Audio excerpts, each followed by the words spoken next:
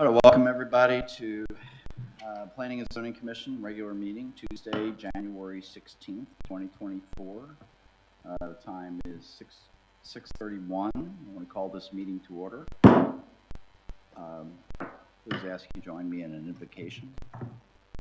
Dear Lord, as we come together tonight, let us be mindful of the needs of the city and its citizens.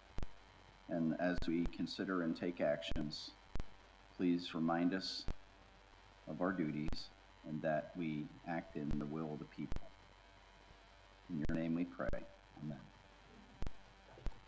Join me in the pledges, please.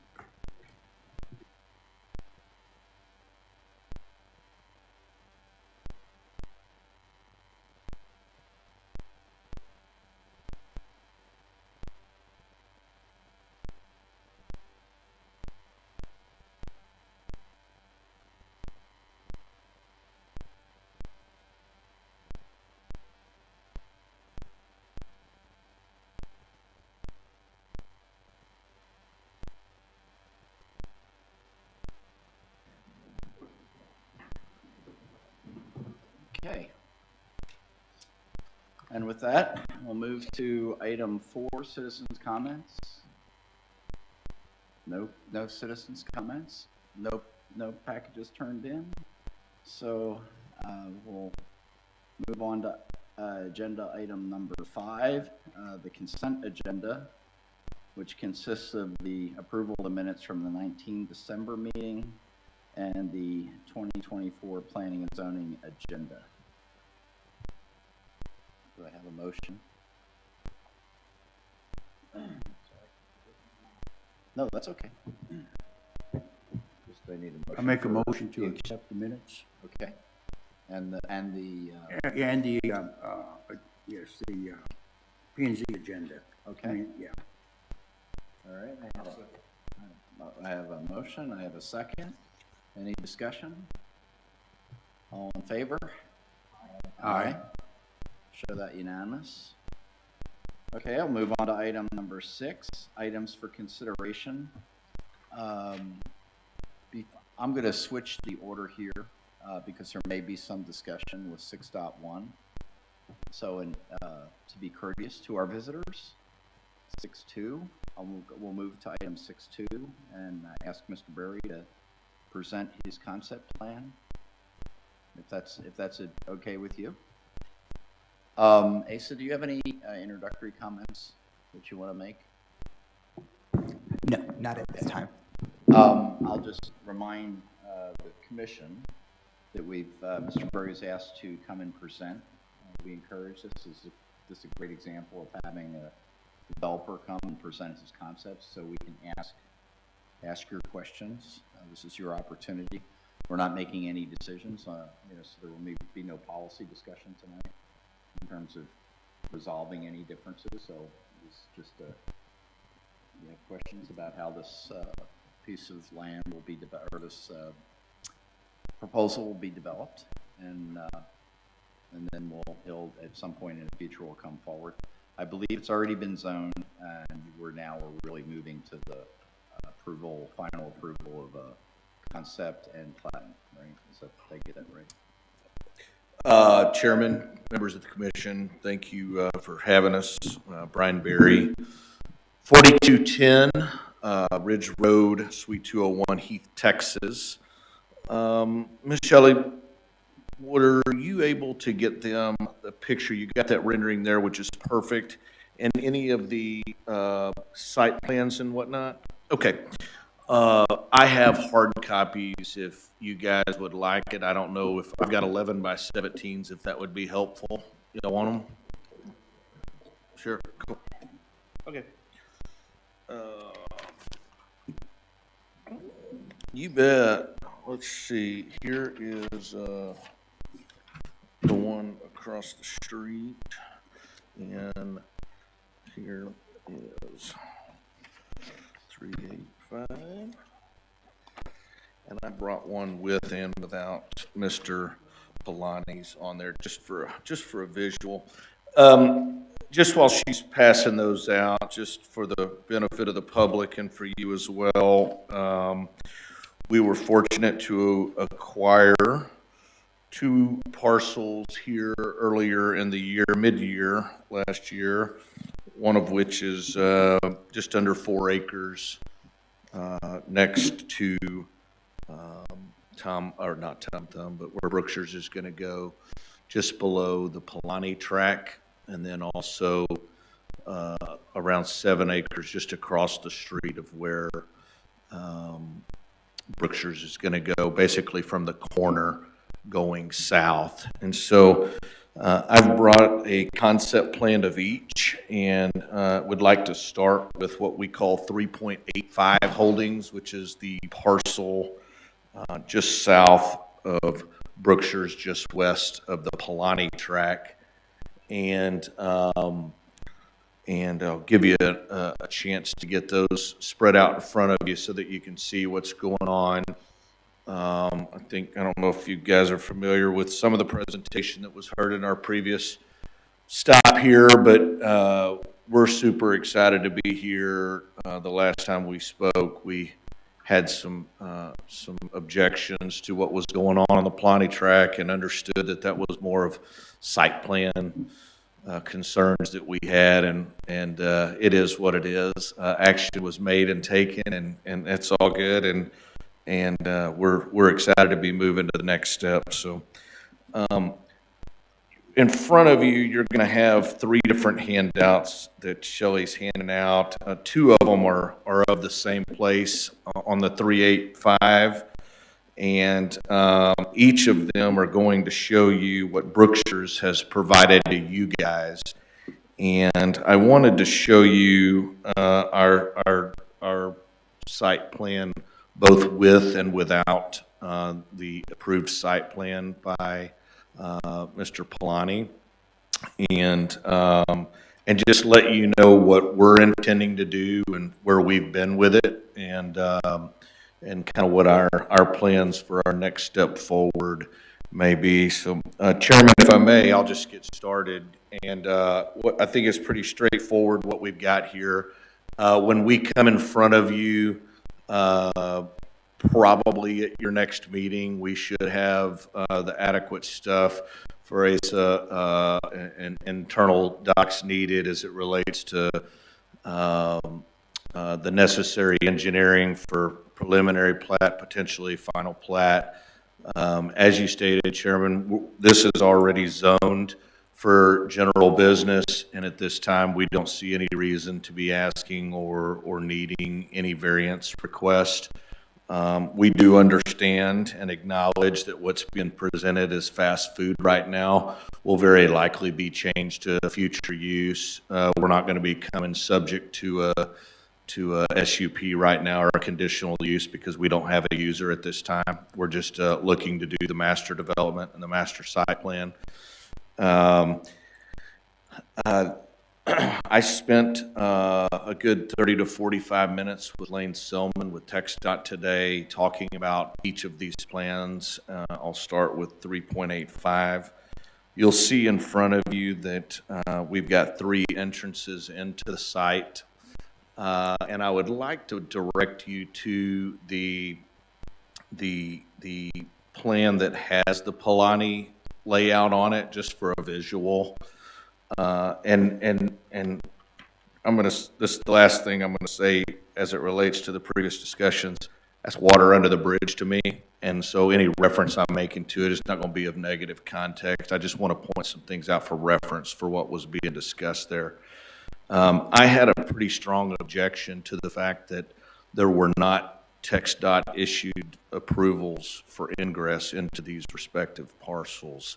And Mr. Coker at the council meeting just before that plan had said he had received those from it, and that's fine. I just asked for a copy of those. And when I was talking to Mr. Silman today and got a little more specific, I asked him a bit offline how it was possible that we were getting an ingress permit onto my own property that I wasn't a part of the process on. And I would just like to state for the record, I had not requested that, as I said last time. I was here rebutting that last time. But I just want to let the record reflect that I'm told by TxDOT that the issued permit for the 550 ingress is likely going to be revoked. And just as an administrative feature, be turned over to us simply because it's our property that it's attaching to. But if you look at the site plan that you have that shows the Polani site plan on it as well, I just want to be clear that the rendered driveway and the ingress that we have coming in, that's going to align up with our access easement for Brookshire's. Okay, I was just trying to get it to scale, but it's not going to be a drive next to a drive. We will take the what's currently labeled as the approved ingress that TxDOT's provided, and we will just come in just inside of our property and curve for this master fire lane that comes through. You'll see 2 additional ingresses to the site. And I know it's a big ask from TxDOT, but for the benefit of this development, particularly given the impact that Brookshire's is going to need from all the folks coming from whatever facet Trilogy ends up being or what have you, along with any of the users coming from the west and Heath, we were sensitive to having a right turn in for the primary use being the Brookshire's. And so what I've worked with Mr. Selman on is I'm going to call the westernmost entrance that is closest to Cattle Baron, entrance number 1, the second being in the middle, and the easternmost that's adjacent to the Polani tract is 3. And what we've kind of settled on is making entrance 1 and entrance 3 a ride out only from inside the development, and using number 2 as the right in, right out, left in, left out via a full access. So I don't want to misrepresent to you that all 3 of those are going to be that. It was our initial expressed concern about that being a primary entrance for the Polanis. We wanted to correct that on our parcel, and that's what we've had discussions and softly agreed to with TxDOT there. So what we would be looking at is full access at number 2 and just ride in and ride out only on number 1 and number 3. You will see that we've got fire lanes wrapping around the site, both parcel 2 and parcel 3, with a primary spine road connecting 550 into the Brookshire site. Those will all meet the necessary radius requirements, as well as the width of same for fire apparatus and emergency service. Parcel number 1, we have shown and reflected on our site plan to abut up to the 30-foot access easement that we have for Brookshire's, and we'll likely give ourselves a few inches of variance there just internally, but we will certainly reflect that on our preliminary plat going forward with you guys, and keep that labeled just for simplicity and visuals for you and for staff. We've talked with Brookshire's and let them know that our utmost intent is to provide them at our expense this main spine road going into their site. It's obviously not a requirement of ours, but we just believe that it's best for this development and for all involved, and we fully intend at our expense to develop as presented here. We're in the early stages of engineering and would tell you that we've got a pretty flat site, and we will likely have to detain on property, and we'll likely be presenting some underground options that support same for that.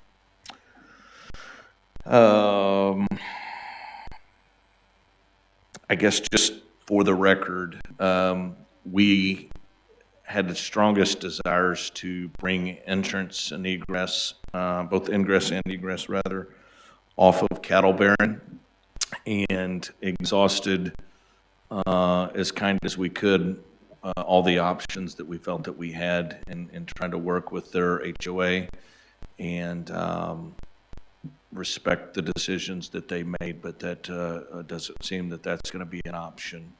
And I just wanted to let you guys know that we tried a lot of different things to make that happen. But the reason why that you don't see that is because it is a private road, and we're unable to access that.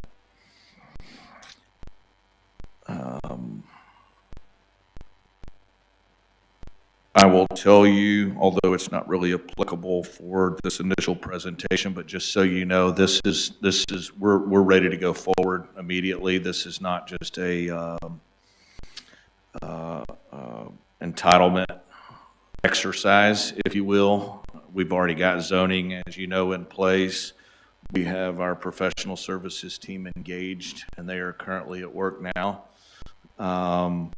We fully intend to expedite the process at the respect of y'all's request, what that may be as it relates to site plan approval alongside preliminary followed by final plat, with the intent of immediately moving forward with a vertical component on what we're reflecting to be 11,500 square foot single-story retail center. Put a rendering for you here, provided one for you that Ms. Shelley has up on the screen here. Pretty traditional retail center. Everything's synthetic, composite, TPO roof, metal awnings, a lot of stone, kind of a cross between modern and hill country-ish, you know, with the Austin stone features.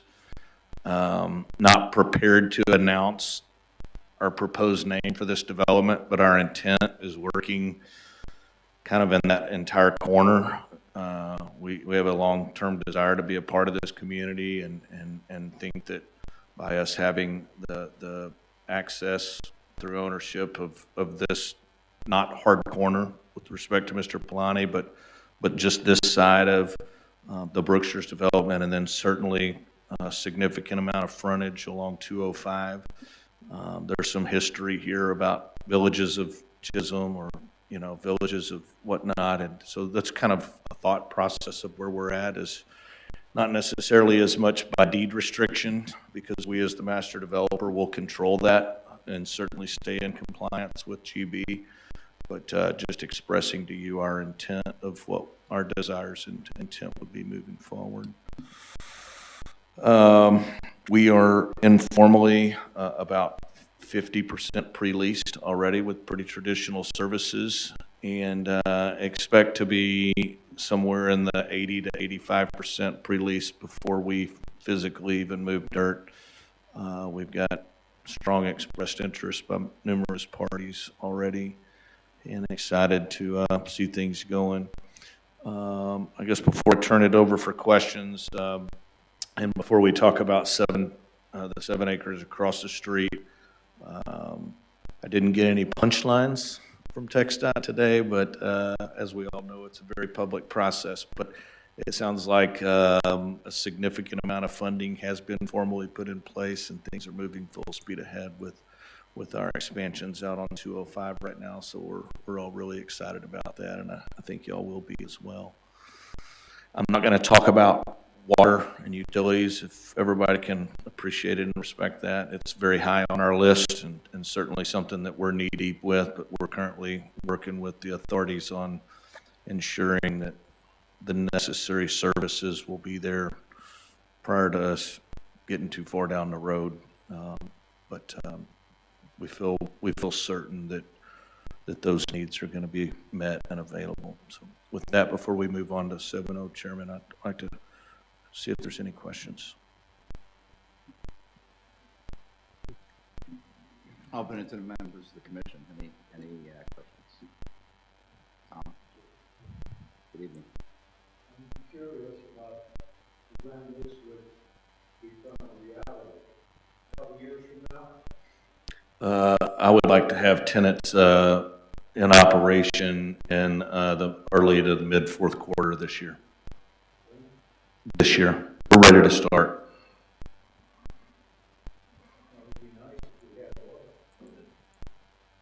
Well, it's in the CC, it's in the CCN is for RCH, right? That's correct. Yes, sir. Yeah, that's there. There's some previous items that have been through the council, and I'm sorry if it started with you guys. I'm unaware. It very well may have started with you guys, but some recent funds that were let that we're bringing sewer mains to that intersection as well, and we're excited to work with staff on the timing of same. But we feel like the primary needs that we have from a master utilities perspective are very much in the works and in the process. It predates this commission, membership on this commission, except for maybe you. Yeah, that with this decision made by the city relative to sewer on those multiple parcels, which I believe was a wise decision. And I know the city investments were made, and there will be a recouping of that. And I think economic benefit to us all. Really minor investment relative to the cost of what developments are. Okay. So Tom, any other questions you have? Any other questions? Yeah. Sir? I'll just work my way down here. Yeah, you're good. Yes, sir? Yes, sir. If you can, you mentioned that 50% of your pre-leased is traditional. Is that what? Food service, medical, anything that you can share with us as to the type? We have any names or anything like that? Yeah. No, I fully get it. We've got a salon. We have a dental user. We have a national food group. Think pizza delivery-esque. We have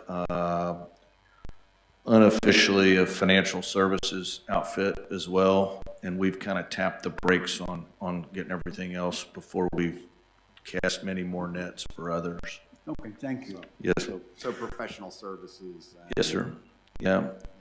Traditional kind of resi services, and then we're talking in depths with a pretty well-known user on parcel 1 that I would think would be a very favorable add to the city for sure.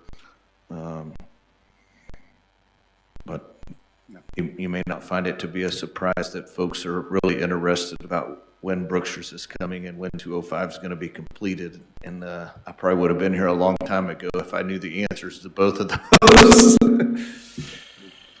Well, with no further ado, if you don't have any other questions. Just Yeah. complete this. Any other questions?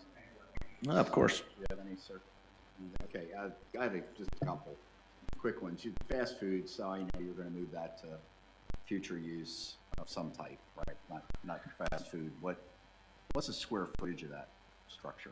I didn't hear you, Chairman. I'm sorry. The square footage, the structure that's labeled as fast food, parcel 1. What's the square footage on that? I think it's 1,700, but don't quote me on that. Okay. And that's I know you said you're going to change the labeling from fast food to We are. future use. We are. Yeah. Okay. 30-foot easement we discussed before. If I'm understanding this layout, it's that easement, that area that would constitute that easement on the prior would, in this case, be landscaping. If I got that That's right. correct. It will be grass, and it will very likely be a curb that follows the radius coming off into our fire lane off of 550 into our site. Yeah, I assume for rain runoff, this is all going to be. We will all be curbed all inside curbed of and ours, sewered. yes, sir, and guttered and self-detained in accordance with engineering. Yeah, okay. And has the fire marshal seen this yet? Do you know of? We have not presented it. We've presented it internally to our administrators that work hand in hand with them. We have not sent it to y'all's team yet. It's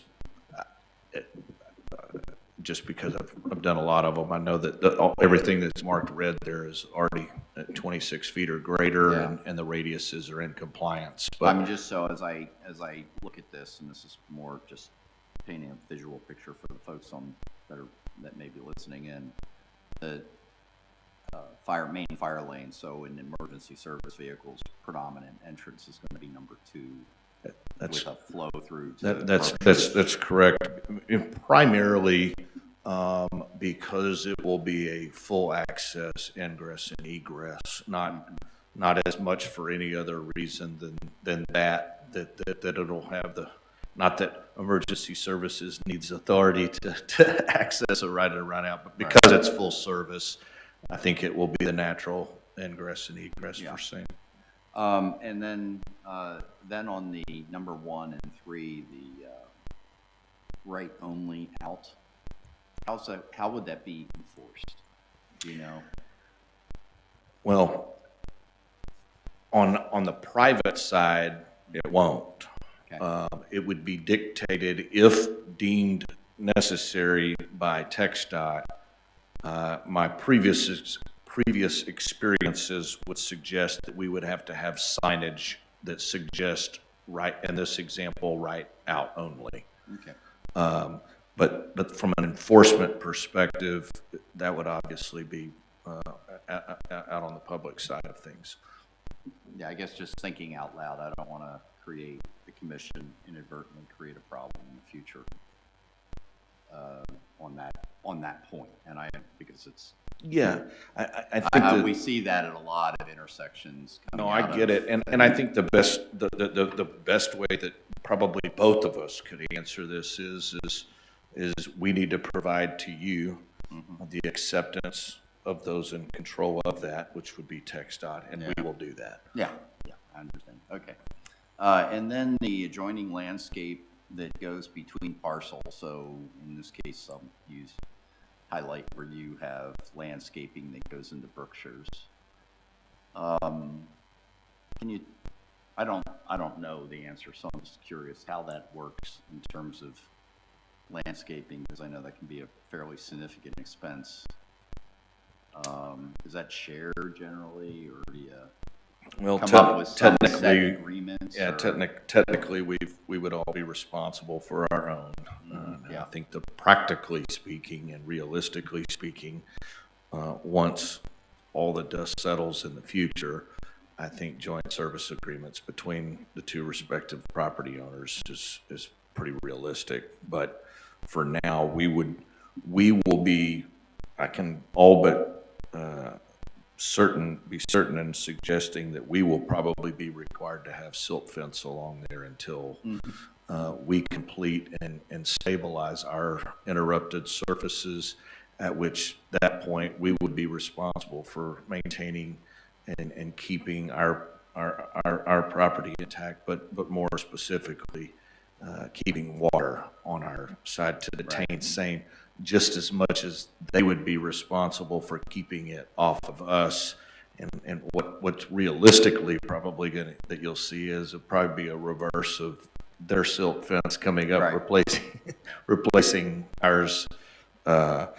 And similarly, it's a little bit early for me to say this, but based on the way it's drawn here, I would foresee us having all curbs along the backside of the parking on the south side there, with very likely a hedgerow and a bed behind it that would trap us in.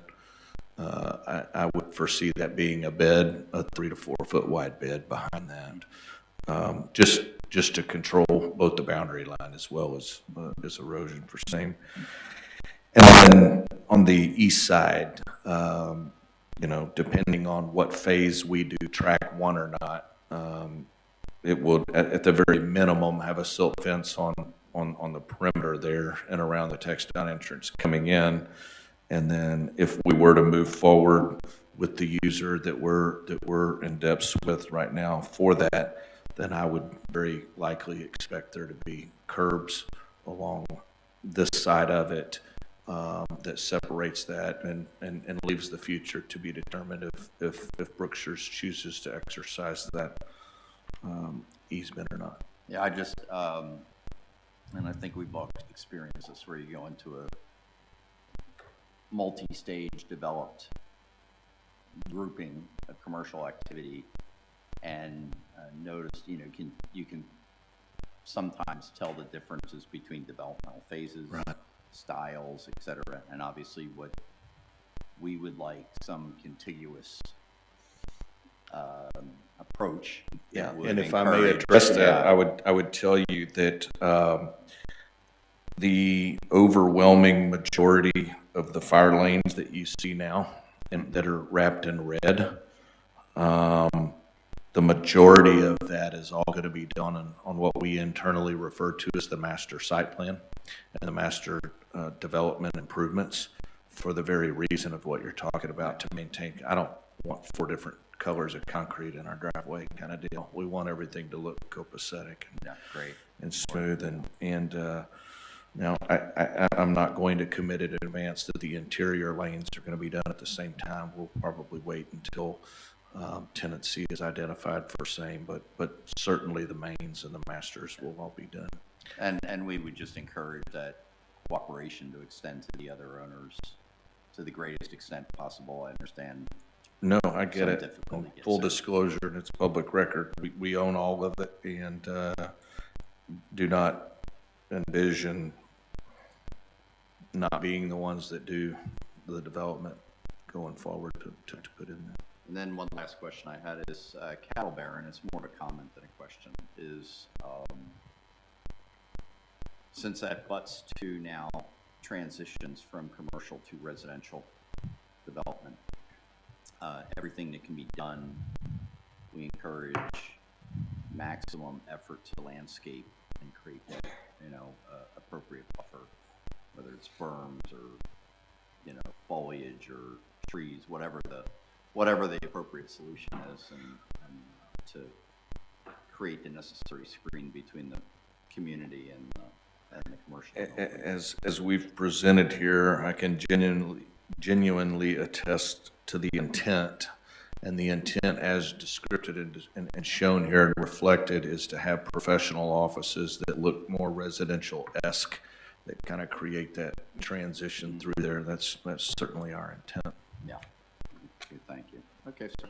I don't have any other points in the last call for questions. When we hop across the street, we won't be near as descriptive in detail here, I promise you. We will as we get a little closer. This too is also this is actually in a PD. So it is inclusive of general business, but it's technically, this entire 7 acres is in a PD. And so there's a few additional rights and uses rather by right. We do not have any thoughts at this time to being outside of that or requesting a variance for same. What we do have in front of us is we have to come in for an actual site plan approval first, because it's in a PD. Whereas in the general business and being in strict zoning has a little bit of a different process. And so we're prepared for that, and we will we will probably get 3.85 taken care of first because we're ready to get started and go and moving dirt to immediately move into a vertical phase on the retail center. 7.0 right now is going to come after that. And the best I can tell you at this time is that it's more of a general description. I just really, more than anything, wanted the opportunity to share with you guys our intent is to not necessarily control C, control V it, but not make them foreign to one another. We want it to look as though these tie together in some facet. And we've talked offline with Brookshire's as well. Certainly wouldn't speak on their behalf, but they've expressed interest as well, and that's certainly the intent is for us to work alongside one another for same. So it was supposed to be on y'all's docket tonight. I think it'll be in your next meeting coming forward. What you'll see is the group next door to us, just south of us, will be presenting, and I would expect that some of the questions y'all ask is if they're working alongside us with some traditional to and through with some of our ingresses and egresses and preparing for our fire mains and whatnot. And the answer I will tell you in advance is yes. I think that we have similar thoughts on the eastern side of what we've shown here as parcel E to be of similar nature to what you would see being brought from them. And I'm certainly not trying to get off track and speak for someone else, but I just wanted to share our intent and our thoughts of kind of where we're at. I envision what's labeled as parcel D here probably being a couple of F&B sites, for larger users would be my guess. And I think that naturally the hard corner that's currently labeled as parcel A and really C, I would think you could expect seeing a fuel provider and maybe a car wash type of use and what have you on each of those parcels there. So just really wanted to show that in my conversations with Mr. Selman today. Default is 425 feet in between those ingresses off of the main with the current posted speed limits presented. And so we'll be working closely with them to be able to better provide the spacing for each of those ingresses and egresses coming out.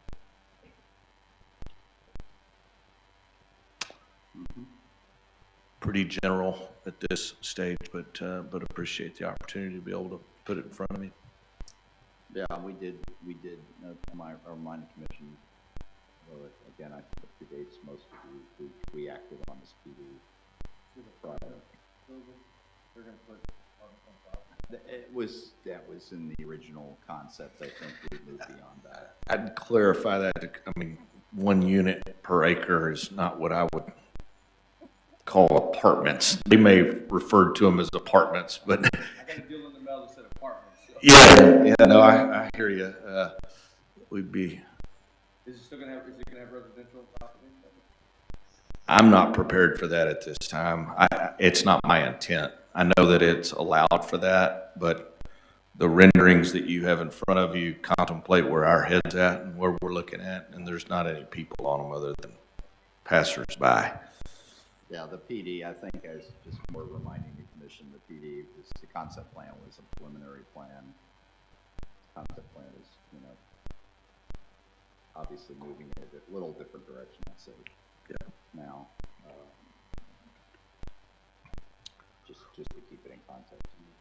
Well, I appreciate y'all's time, the opportunity to come. I know most of you have my information. If not, I know Shelley does. Be happy to entertain any questions that you may drum up after. No, we're excited about this. We know you've been involved in development in Heath, and we frequently, I know people with this bias, and we frequently go up to Heath.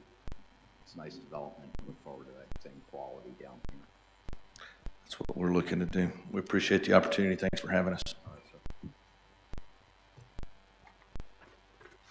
All right. With that, we'll come back to item 6.1. Consider and the possible action, emphasis on possible action, regarding the approval of the replat of Lot 1 of the Kentwood Addition. We'll turn it over to City Planner. Thank you, Mr. Chairman, Commissioners. So the request is for an approval of a replat for the portion of Lot 1 in the Kentwood Addition in McLendon-Chisholm, Rockwall County, Texas, to create a new Lot 1A in this subdivision.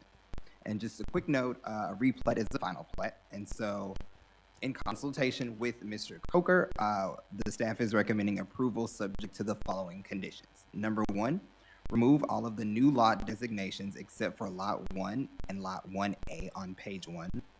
Number 2, include the Rockwall CAD property ID numbers for all of the ownership of the lot that is not owned by Demetria Carter. Number 3, correlate the RCAD PID numbers with the owner's names on page 1. Number 4, on page 2, change the owner's certificate to show only the property owned by Demetria Carter and provide the meets and bounds description of her property only. Number 5, on page 2, amend the owner's dedication to reflect only Lot 1A, and in the signature section, remove all of the other signature blocks. Number 6, on page 2, remove names of the owners other than Demetria Carter at the bottom of the page. Number 7, on page 2, show the replat as replat Kentwood Estates Lot 1A. Number 8, on page 2, remove the signature line for the Planning and Zoning Commission chairman. This signature is not included in the subdivision regulation requirements. And then number 9, in the surveyor's certificate, remove the language preliminary, not for recording purposes. And that concludes my staff report for this item. Mrs. Carter is not here, but that concludes my staff report. Okay. And we don't have the large scale. That is correct. Mr. Coker has reached out to the surveyor for that. He just hasn't received those yet, so we're just waiting on those. Yeah, that's, I mean, from my vantage point, it's difficult to take action absent something, you know, is difficult for us. I mean, and because that way we get the context of everything that they're trying to do. Right, which is why we said possible action. So if you guys don't want to take action tonight, we're more than happy to move this back to the next P&Z meeting, and then hopefully by that time we should have everything that we're waiting on for the surveyor. Okay. So if you guys take no action tonight, not a problem at all. We're not. I'm sorry, I didn't mean to interrupt. No. Oh, okay. I just want to say one thing to staff, and this might just be me as on this commission, but when I see something that's presented to us for approval with 9 conditions and information that is not readable, I really have a problem with that. My question is, why would you accept this in the first place and bring this before us with all these things that are required on it, not having the large print like the chairman asked for, and give us stuff that we can't even read? Why do we accept this? Why did we accept it with all these conditions and this like this that we can't read? I ask Mr. Coker this every time, and he never had an answer for me. So I hope, Mr. Woodbury, that you have an answer for me why staff accepts these things with all these recommendations. Why not give it back to them and say, you know, why don't you complete all these deals, bring the large print for the commissioners to look at, because we're delaying it 1 meeting already. Is that difficult, or is that not in the policy of staff to do that? I'm curious. I'm not fussing. I'm just curious as why we keep accepting these things with all these conditions. So from my understanding, this particular project, the reason that there are so many conditions is because we wanted this to reflect just her ownership and of this property. It is from my understanding that there had been the selling off of potential land, and so she is now the only owner of this piece of property, which is why we're removing all of this to just show her as the property owner. And so that is what this is doing. So these are just kind of administrative. So change the owner's certificate to just show only the property owned by her. See, this so is that was my understanding of why we were doing all of these, just to reflect I see sole this, ownership. Right. I see this as requiring extra work for staff to make sure all these 9 things are done. I mean, it will be extra work, but I mean, I'm here to work. So I know, mean, but I just don't understand why. I think This has kind of been my pet peeve since 2018, since I've been on this commission. Mr. Coker and his predecessor, and then Mr. Coker before him, would accept all this stuff with these conditions that we should approve. Nobody ever came back to us after we approved it and said, yes, this was followed up on, this was done. Yes, this was followed up on, this was done. And it's just my feeling that when we get something to look at, we need to be sure of what we're looking at. And we need to have it in the most complete form to save you, Mr. Woodbury, from additional work of going back and checking all these things to make sure they comply. So to me, if I was on staff and I would receive this thing, just a quick look, I'd say, you know, why don't you correct all these things? Let's wait till the surveyor comes, because knowing the P&Z Commission, they probably will not look at this because they can't read anything on page 1 and 2. At least I can't. That's all I have to say. Like I said, I'm not fussing. I'm just wondering why. Yes, sir, and that's completely understandable. And I have made a note and about the several conditions, and I'm happy to follow up on each of these 9 conditions. And you know, I'm happy to follow up on these, and at the next meeting, I should be able to provide you a better update. Thank you. Any other comments by the commission? I would. Sir. I just want to agree, but I appreciate what you're saying. I didn't hear any red flags in what you're saying, Mr. Woodbury, so I don't hear anything that puts off red flags as far as you know, your suggestions. But I would reiterate that we can't follow along because we can't read it, we can't see it. So if you can help us with that, that'd be beneficial. Yes, sir.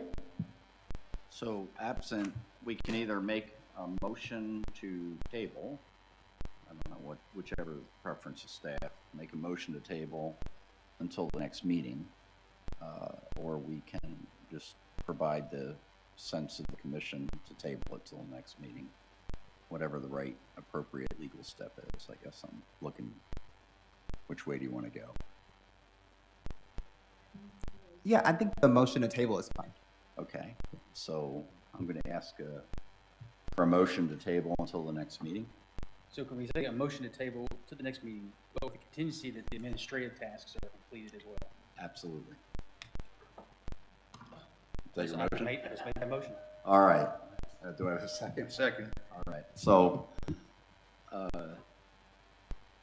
just for discussion before we take the vote, I agree. I would like to see, and obviously we're going to see the large document, but what would be helpful for us also is to show what we're changing from to, right? With the prior, how the prior land was laid out, and I understand there's been some purchasing of land, and now this is sounds like a consolidation of some of that land purchase, which certainly the owner's prerogative, but just so we make sure we understand what we're moving to. And the other thing is, since this is, I don't know what the Kentwood CCRs are, covenants, if there's any requirement for Is there an HOA governed this? There is an HOA. There is an HOA. I know that there is an HOA. So if staff could just double check and make sure that there's not a conflict between the existing covenants and the of the HOA and what is being proposed. I mean, we don't want to, again, inadvertently do something that creates a problem down the road. So thank you. And he was fussing at you, but it's okay. Sometimes we get better by fussing at each other. All right, so with that, I'll call for the vote to table till the next meeting with the administrative conditions and that other clarification to show from before to the new condition. So that's all in favor? Aye. Show that it's unanimous. Okay. Did you have something else you wanted to add? No? Okay. Any other? Okay. So we'll move on then to item 7. Any announcements by any of the commissioners? Tom, I'll start with you. Tom? I'll start with you. Anything you want to bring up to the commission? Any comments, further comments you want to make to the commission?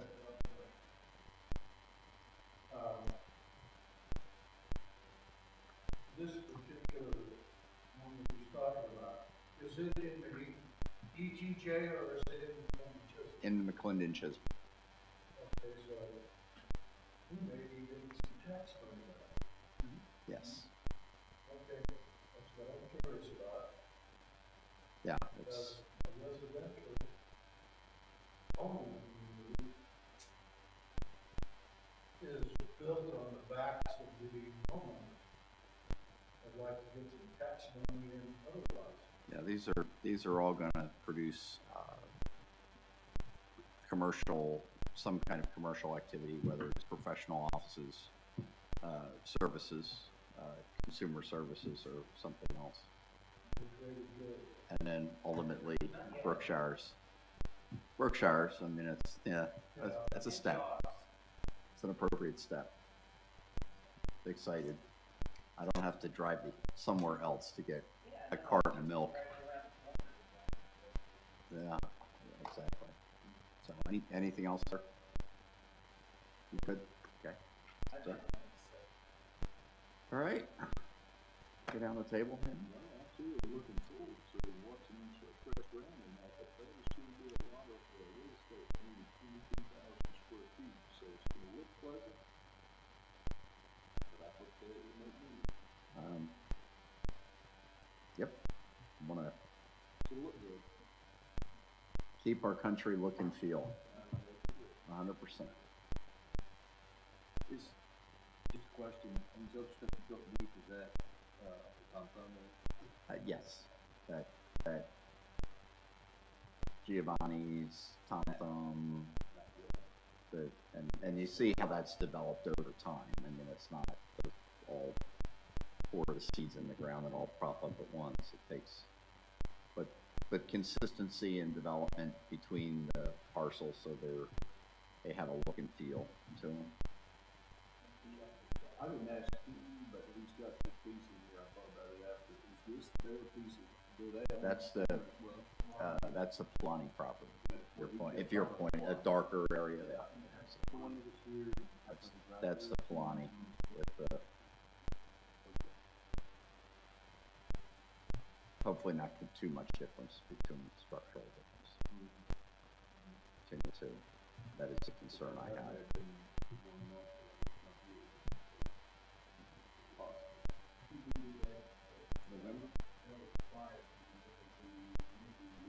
Well, the Polani one, yeah, that was the first, coming in, and then it's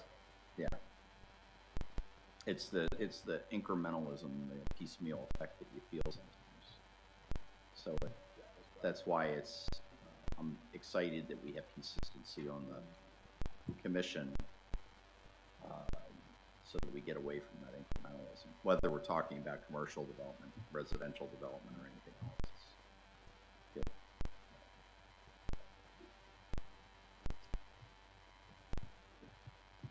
Sir, anything? Mr. Priest? I don't have anything, but I do have a comment. Always. Well, you brought the whole, covenants and restrictions. It got me thinking, one of the things people are fighting. It does have some verbiage about the desirable business, from a city point of view, I mean, everyone to the point of trying to not necessarily dictate more informal aesthetics, or has that ever been brought up?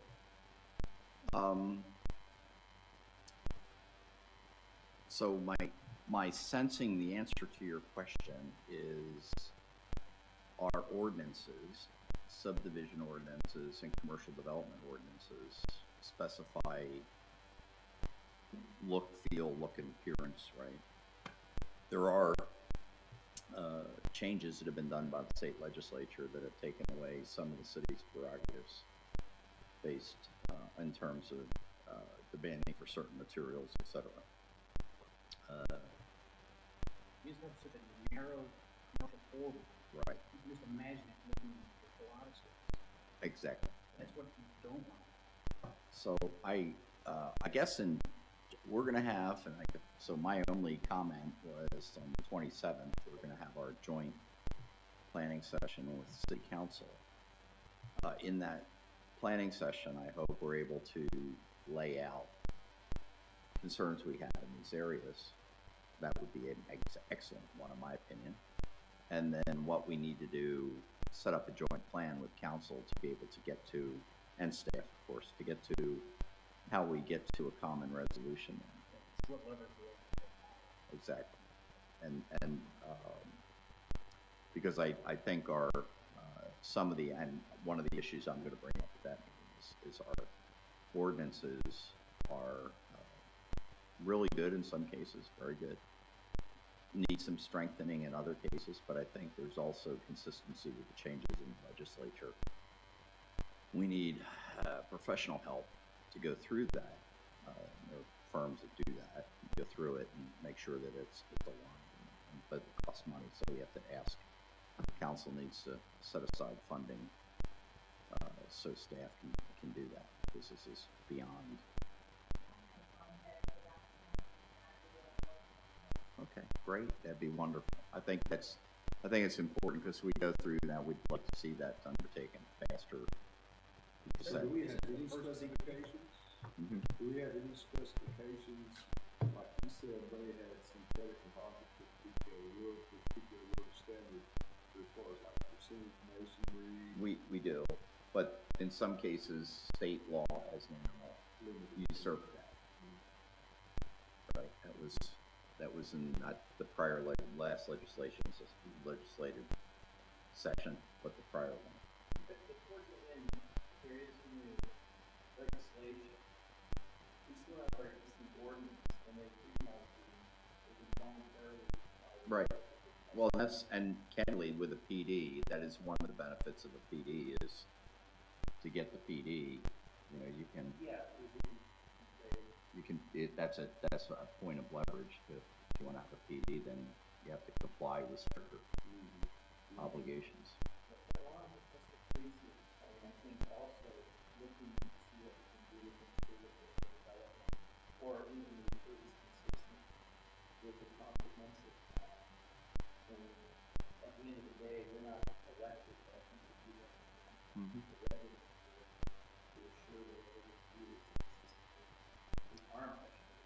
Oh yeah, I agree completely. I think the comprehensive plan's a start, the place to always start, and understand because that represents, it's a document that, as it was created, captures the will of the people of McLendon-Chisholm. I mean, that I think is our purest structural document that tells us how the folks in the city feel. When you read it, I mean, it's refreshing to actually go back and read it, especially sections relative to conversations we've had where issues have come up, how language is applied.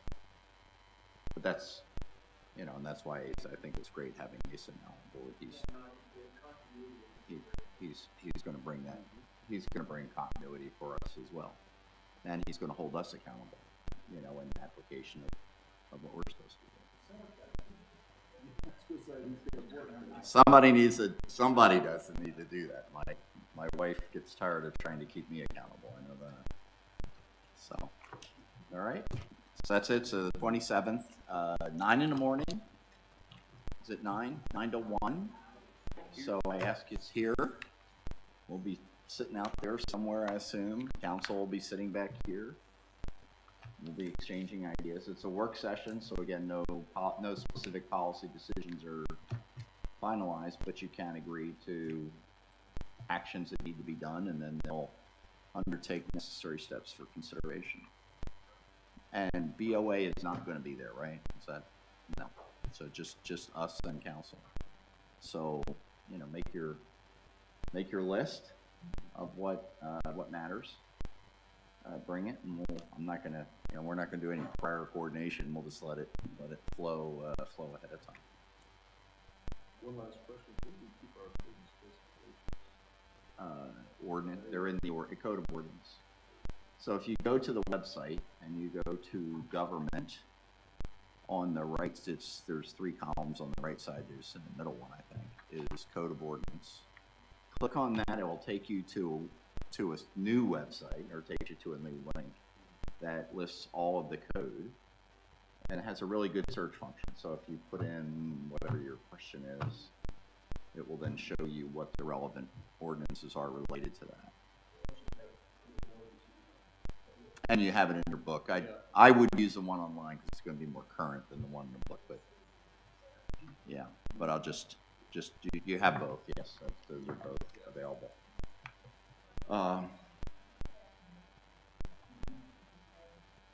Yeah, it hasn't been changed very often. And then the other document that's important is based on zoning, is all of the various applications inside that zoning. So especially relevant in commercial, right? And that's, as you can see, it'll tell you what it's a spreadsheet, essentially tells you what the specifications and the stipulations are, which is why, just an example, not to highlight any, trying to be controversial, just as an example of something we acted on lately. A public storage facility or mini storage facility is in our code is really desired application would be in an industrial light industry zone as opposed to a general purpose business zone. But you can apply it in general purpose business zone with a specific use permit, a SUP, that's associated with that activity, right? And then there's criteria under the law by which we judge, and whether it's judge zoning or an SUP, or your judge, you have criteria for judging it, and what kind of impact there is. So do we have that specific criteria, like on the instance we're talking about, we have specific specifications for that type of construction under an SUP? I'm going to ask, I don't want to answer that because I'd be guessing. I did some digging. Yeah. Spreadsheet, and we do have specific storage listed under some of our zoning usually industry. Right. Yeah, and that's why we need, and it's just as we're applying it and make sure we're making the best decisions. Roy's City, for instance, has different specifications for storage depending on what type of zoning you're getting an issue under. Understandable what percentage of masonry, what percentage of wood structure, what percentage of cover you have to have as far as natural greenscape cover. Yeah, I think there's, and it's always opportunities for improvement. Yeah, understood. Yeah. We're certainly on which side of that gets commercial, so it's okay that we don't do it. Yeah, that's all right. Let's get a couple years. Yeah, that's why we're scratching questions before we know.